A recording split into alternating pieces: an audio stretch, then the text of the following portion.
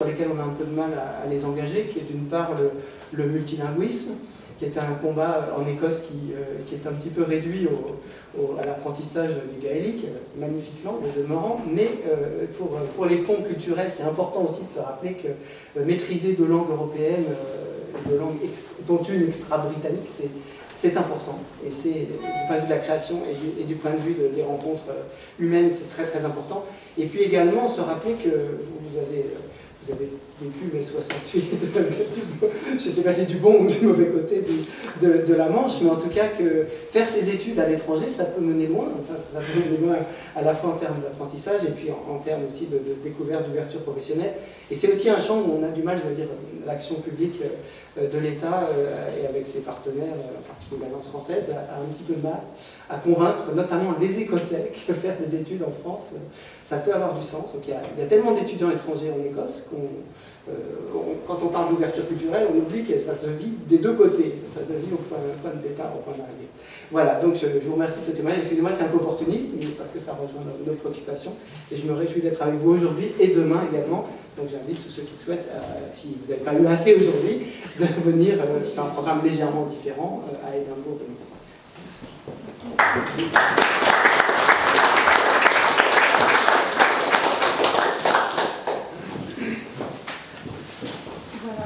Je suis ravie de pouvoir vous accueillir en même temps que la directrice de l'Alliance française et de l'Institut culturel d'Édimbourg, de la part du réseau de recherche sur la philosophie et la littérature existentielle qui a été généreusement financé par la Royal Society of Edinburgh et qui nous rassemble aujourd'hui autour de l'œuvre de Kenneth White, qui est l'un des représentants, je crois, les plus réputés, les plus connus aujourd'hui pour l'alliance entre l'Écosse et la France, pour aussi la transdisciplinarité,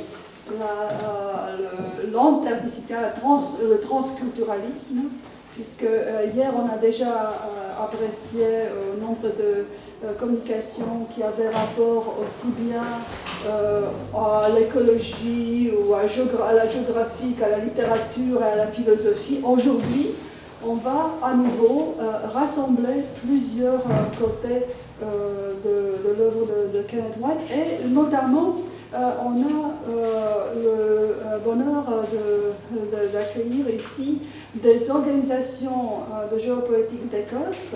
Donc on va déjà écouter une communication de la part de Norman Bisson, qui est le directeur de Scottish Centre for Geopoetics, donc le côté écossais, suivi par deux interventions.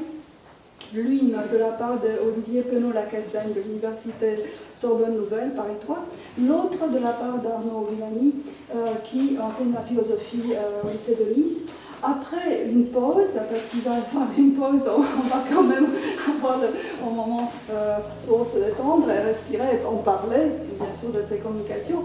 On revient avec une communication de la part de Régis Poulet, qui est aussi ici avec nous tout à l'heure aujourd'hui.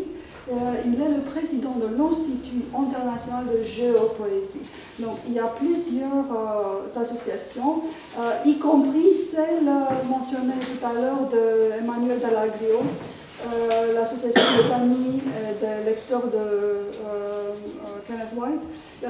Toutes ces associations d'ailleurs ont des sites web magnifiques, très très fournie, très intéressante. Si vous avez l'envie d'explorer un petit peu plus, par exemple sur le site de l'Institut international de géopoétique, il y a même un dictionnaire de géopoétique avec des définitions.